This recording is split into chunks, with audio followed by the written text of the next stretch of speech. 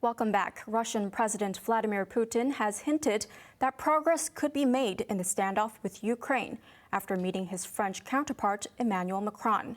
German Chancellor Olaf Scholz, meanwhile, flew to the White House to showcase transatlantic unity with U.S. President Joe Biden.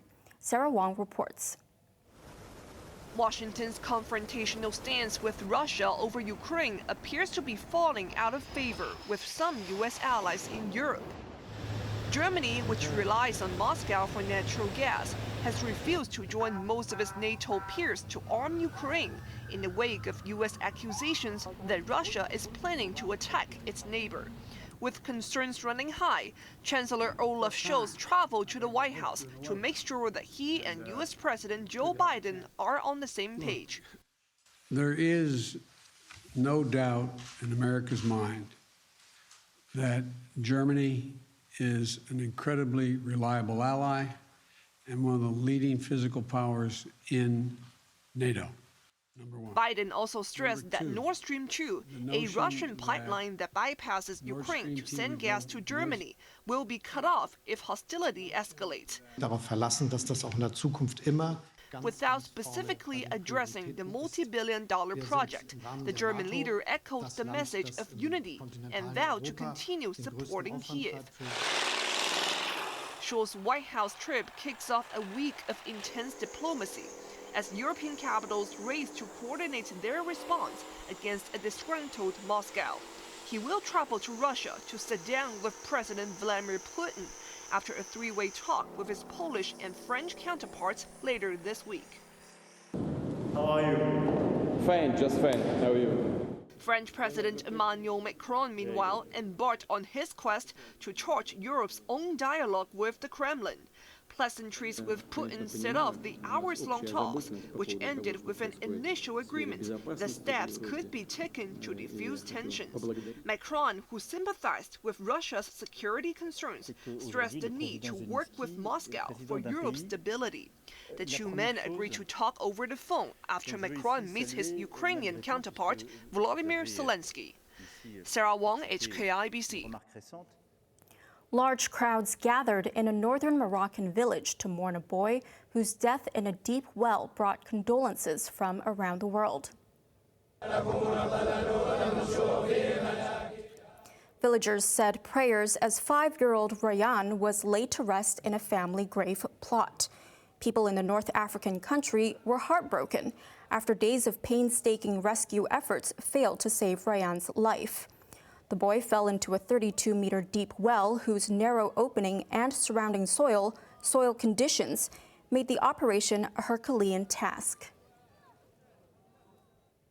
Protests against COVID restrictions continue to spiral in the Canadian capital, Ottawa.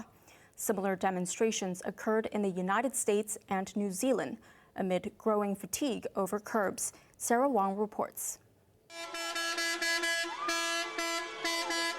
Horns blared in New Zealand's capital, Wellington, as hundreds of people protested against vaccine and mask mandate. Vehicles clogged major traffic arteries, while a large maskless crowd swarmed the country's parliament to vent their outrage. This followed demonstrations in Canada, where protests against a vaccine mandate for lorry drivers has spiraled into an unrelenting battle against COVID curbs. Hundreds of trucks continue to paralyze the capital, Ottawa, which is now under a state of emergency. I have my own officers who live in and around those areas, and they and their children have not been able to sleep. They and their children have not been able to go to school. This is crushing for those residents and their businesses. The so-called Freedom Convoy also grounded traffic on the border bridge with the United States. Similar grievances were vented in New York City, with dozens of municipal workers marching against a vaccine mandate. There were chants of medical tyranny as employees, including firefighters who are not fully vaccinated by Friday, face dismissal. COVID cases have been falling in New York, but a subvariant of Omicron is triggering fresh concerns. The United States also passed a green milestone, with House Speaker Nancy Pelosi leading a moment of silence for the 900,000 lives lost to the pandemic. Sarah Wong, HKIBC.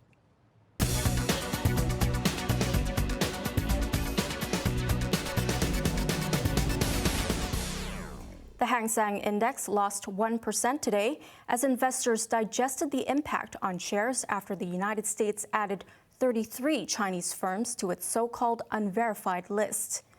The move by the U.S. Commerce Department requires American exporters to get approval before they can sell goods to blacklisted companies. While the initiative is seen as a bid to improve U.S. competitiveness, analysts warn that it could worsen supply chain bottlenecks.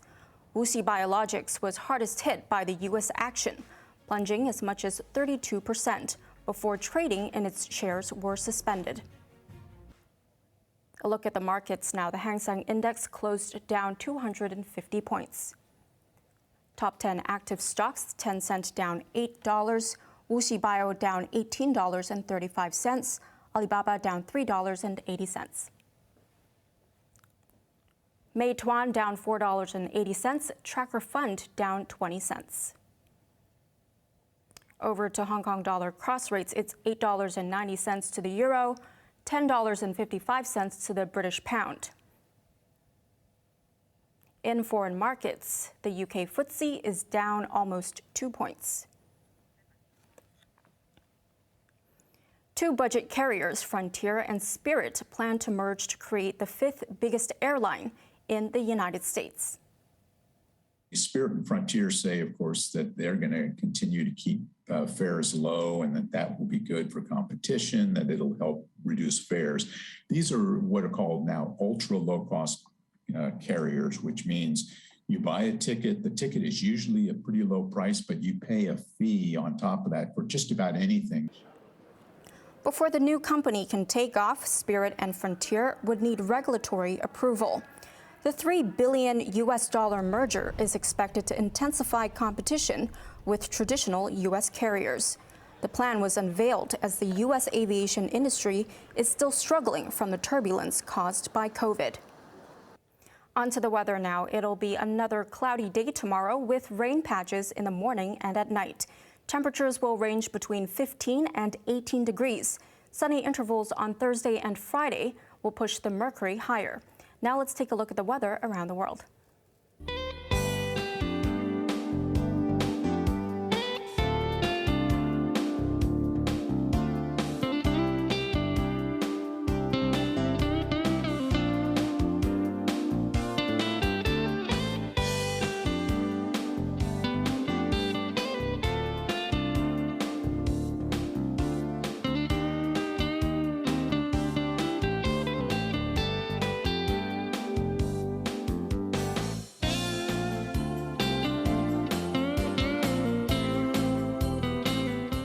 And that's our main news for this Tuesday night. Join us for more news at 11. I'm Wynna Wong. Good night.